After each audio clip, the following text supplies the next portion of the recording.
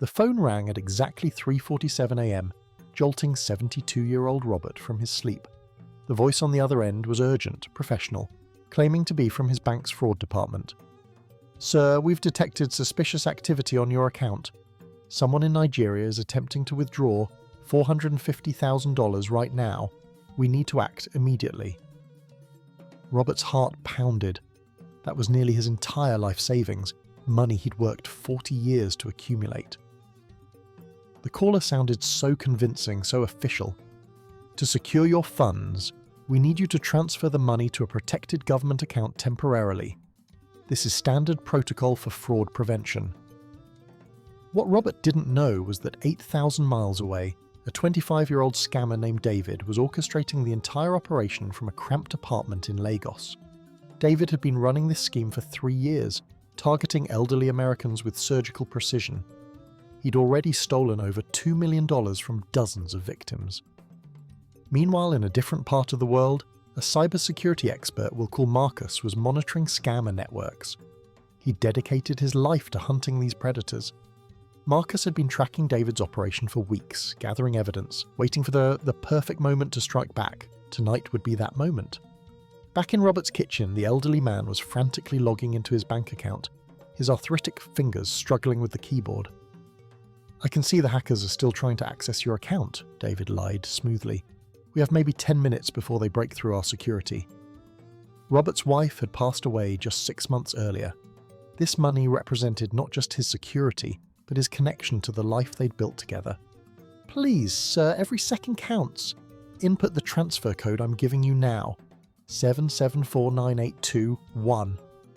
With shaking hands, Robert began entering the numbers. $450,000. His entire world reduced to a few keystrokes.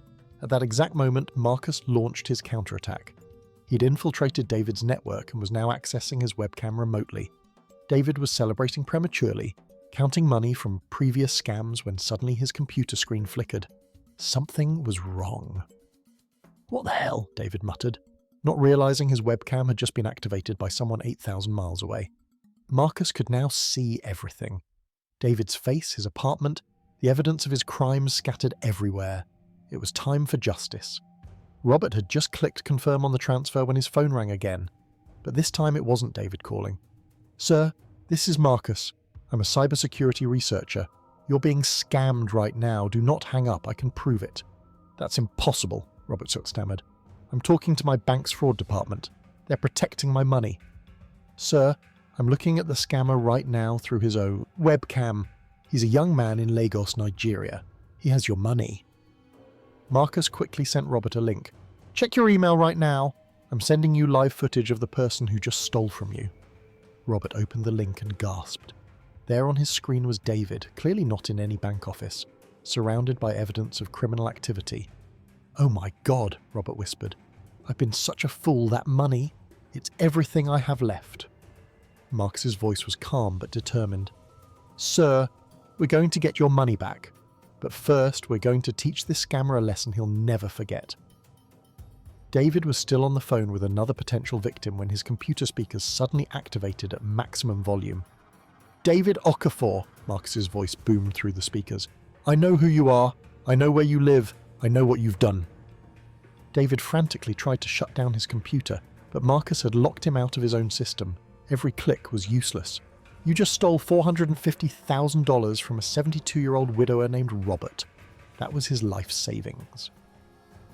Meanwhile, Robert was watching this confrontation unfold in real time, seeing his tormentor finally face consequences. "I've documented everything, David. Your face, your location, your bank accounts. The FBI Cybercrime Division will have this within the hour." David's confident demeanor crumbled completely. The predator had become the prey, and he knew there was no escape. "But here's what's going to happen," Marcus continued. "You're going to return every penny to Robert right now, or I release everything publicly." David's hands trembled as he realized he had no choice. His entire operation was exposed, his freedom hanging by a thread. I can't access that much cash immediately," David stammered, his voice cracking with fear. "Then you better figure it out quickly. I'm sending your information to every anti-scam network in the world in 60 seconds. Panic consumed David as he frantically called associates, begging them to help him gather the money to return to Robert. Robert watched in amazement as the man who'd stolen his future was now desperately trying to undo his crime. With 30 seconds left on the countdown timer, David's desperation reached a breaking point. He was calling every contact in his phone, his voice cracking as he begged for help. "Please, I need $450,000 right now," he pleaded with another scammer. "My entire operation is compromised. They have everything." Robert sat transfixed, watching his tormentor's world collapse in real time. For the first time since answering that phone call, he felt a glimmer of hope. Marcus's voice cut through David's frantic phone calls. 20 seconds, David. I suggest you prioritize your freedom over your greed." David's hands flew across his keyboard, accessing hidden cryptocurrency wallets he'd been saving for emergencies. This was definitely an emergency. "I'm transferring it now," David shouted at his computer screen. "Please don't send those files. I have family who don't know about this." Marcus paused the countdown with 3 seconds remaining. "Smart choice, David, but this is just the beginning of your consequences." Within minutes, Robert's phone buzzed with notifications. His bank account was being credited with the exact amount that had been stolen. Tears streamed down Robert's face as he watched his life savings return. "I can't believe this is happening," he whispered into the phone. But Marcus wasn't finished. "David, you mentioned other victims. I want a complete list of everyone you've stolen from in the past year." "I can't do that," David protested weakly. "That would destroy dozens of operations. People will come after me." Marcus's response was ice cold. "Then you should have thought about that before you decided to steal from grieving widowers." David realized he was trapped between Marcus's demands and the wrath of his criminal associates. There was no safe path forward. "You have 1 hour to compile that list," Marcus continued. "Every name, every amount stolen, every bank account used." Robert listened in amazement as Marcus systematically dismantled the entire scam network. This was justice he never thought possible. David's phone rang constantly as other scammers realized their network was compromised. Panic was spreading through their entire organization. "They're all asking what happened," David said desperately. "If I give you those names, they'll know I cooperated." Marcus had anticipated this. "Then I suggest you disappear after you send me that information. Your criminal career is over either way." Meanwhile, Robert was experiencing emotions he hadn't felt since his wife's death. Hope, vindication, and something resembling peace. "How did you find him?" Robert asked Marcus. "How did you know to call me at exactly the right moment?" Marcus explained his months of surveillance. "I've been tracking this network for half a year. You weren't his first victim tonight." The revelation hit Robert hard. While he was being saved, how many others had lost everything to David's schemes? David began typing frantically, compiling the requested list. Each name he entered felt like signing his own death warrant. "There," David said finally. 87 victims in the past 12 months, over $3 million total. Marcus reviewed the list with growing anger. Elderly victims, disabled individuals, recent widows. David had targeted the most vulnerable. "You're a predator," Marcus said coldly. "You specifically chose people who couldn't fight back." David's voice was barely a whisper. "I know what I am, but I have bills to pay, family to support." "So did your victims," Marcus shot back. "Robert's wife died 6 months ago. That money represented their entire life together." The weight of his crimes seemed to hit David all at once. He'd never considered the human cost of his actions. Marcus began cross-referencing the victim list with law enforcement databases. Many cases had never been reported. "Most of your victims were too ashamed to report the theft," Marcus explained to Robert. "They blamed themselves." David watched helplessly as Marcus systematically contacted each victim's bank, providing evidence for fund recovery. "What happens to me now?" David asked, his criminal empire crumbling around him. Marcus's answer was matter-of-fact. "That depends on how cooperative you remain. Justice has many forms." Robert felt a strange mix of satisfaction and pity watching David's downfall. Justice was complex when you saw the human face of crime. David's phone buzzed with a message from his mother, asking when he'd visit home. The irony wasn't lost on him. "I never wanted to hurt anyone," David said quietly. "It started small, just a few $100s here and there. Marcus had heard this excuse countless times. Every predator starts small, that doesn't excuse $3 million in theft. Robert surprised himself by speaking up. What made you choose me specifically tonight? David looked directly into his webcam, meeting Robert's eyes across 8,000 miles. You sounded lonely, vulnerable. I'm sorry. The apology hung in the digital air between them, but Robert's response surprised everyone. I don't want your apology, he said firmly. I want you to understand what you almost took from me.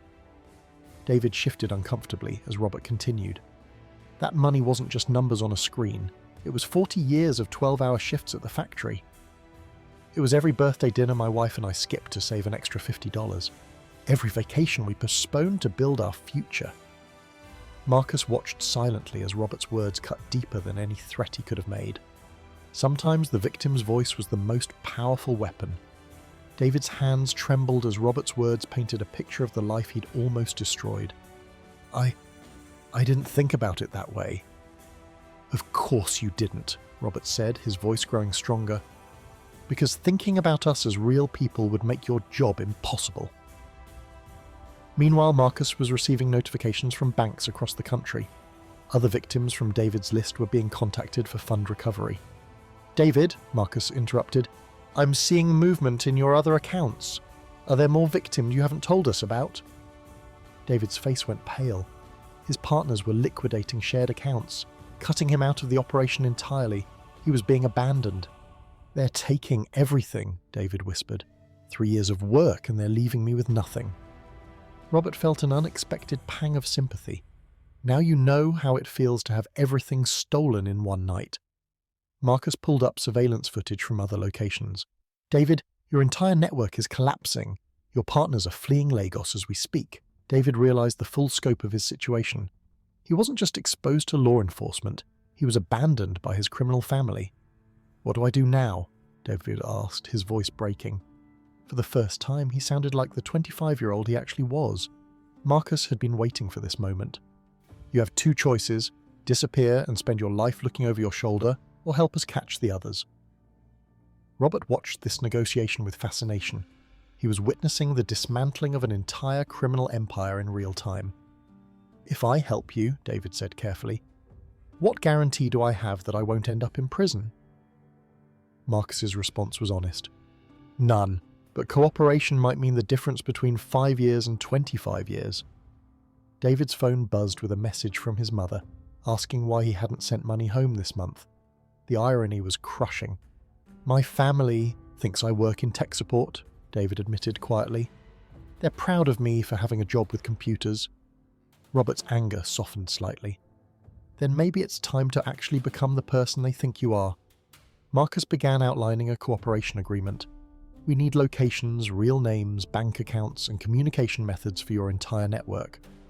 David stared at the agreement, knowing that signing it would make him a target for every scammer he'd ever worked with. They'll kill me if they find out I cooperated, David said, voicing his deepest fear. Marcus had anticipated this concern.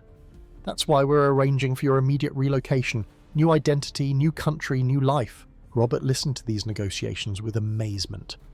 His midnight phone call had triggered an international law enforcement operation. David made his decision. I'll do it, but I want to personally return money to every victim I can remember. Marcus was surprised by this request. Most cooperating criminals wanted to minimize their involvement, not expand it. Why? Robert asked. Why do you want to face your victims? David's answer was simple but profound. Because you made me see them as real people. I need to look them in the eye. Over the next hour, David provided detailed information about scam operations across 3 continents. The scope was staggering. Marcus coordinated with law enforcement agencies in 12 countries. David's cooperation was triggering simultaneous raids worldwide. Robert watched news feeds as scam call centers were raided in real time. His stolen money had exposed a global criminal network. How many people like me were you planning to target? Robert asked David directly. David's answer was devastating. We had a list of 5,000 potential victims, all elderly, all recently widowed. The systematic nature of the targeting hit Robert hard. His wife's death had made him a marked man without his knowledge. Marcus revealed more disturbing details. They purchase obituaries and target surviving spouses within 6 months of loss. Robert felt sick, realizing how his grief had been weaponized against him. You people are monsters. David couldn't meet Robert's eyes through the webcam. I know. I became something I never intended to be. Marcus interrupted with urgent news. David, we're seeing unusual activity at your apartment building. You need to leave immediately. David's former partners had discovered his cooperation faster than expected. His life was now in immediate danger. There's a car waiting downstairs, Marcus said urgently. Blue sedan, license plate ending in 742. You have maybe 3 minutes before they reach your floor. David could hear footsteps in the hallway outside, voices speaking in hushed tones. His former partners had come to silence him permanently. I can't leave through the front, David whispered into his webcam. They're right outside my door. Marcus quickly accessed the building's security system. Fire escape on the east side. Go now, and keep your laptop connected so I can guide you. Robert watched in real time as David climbed out his window onto the rusty fire escape, laptop tucked under one arm. The sound of David's apartment door being kicked in echoed through the laptop speakers. His former partners were inside, searching for evidence. They're destroying everything, David whispered as he descended the fire escape. All the evidence of our operations. Marcus had anticipated this. I already copied everything remotely. Your cooperation gave us access to their entire network. David reached the alley behind his building just as the blue sedan pulled up. The driver motioned urgently for him to get in. Who are you? David asked the driver as he climbed into the back seat, still clutching his laptop. Someone who helps people disappear when they do the right thing, the driver replied, pulling away as David's apartment building faded behind them. Robert was still connected through the laptop, watching this international escape unfold from his kitchen table 8,000 miles away. Where are we going? David asked the driver, but Marcus answered through the laptop speakers instead. Safe house first, then airport. You have a new identity waiting and a flight to Toronto in 6 hours. David stared at the false documents bearing his photo, but a completely different name. His old life was officially over. What about my family? David asked quietly. They'll never understand why I disappeared without explanation. Marcus's voice softened slightly. In time, when it's safe, we can arrange supervised contact, but not for at least 2 years. Robert felt compelled to speak. David, your family will be proud when they learn you helped stop this network. The car pulled up to a nondescript warehouse on the outskirts of Lagos. This was David's last stop in Nigeria. Inside, David was greeted by a woman who introduced herself only as Agent Sarah. She would handle his transition. Before you leave, Agent Sarah said, there's something you need to see.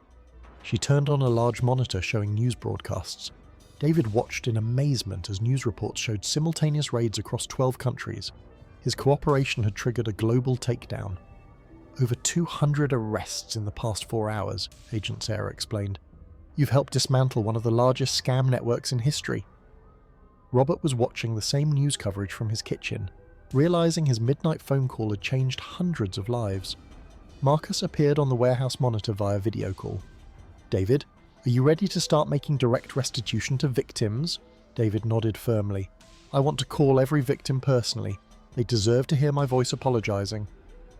The first call was to an 80-year-old woman named Margaret, who had lost her deceased husband's pension fund. Mrs. Margaret, this is David. I'm the person who stole $15,000 from you 3 months ago. Margaret's initial anger gave way to confusion as David explained he was returning her money with interest. Why are you doing this? Margaret asked, her voice trembling with emotion. David's answer was simple. Because I finally understand what I took from you wasn't just money. It was your security, your peace of mind. Robert listened to these calls with a growing respect for David's transformation. Redemption was possible even for criminals.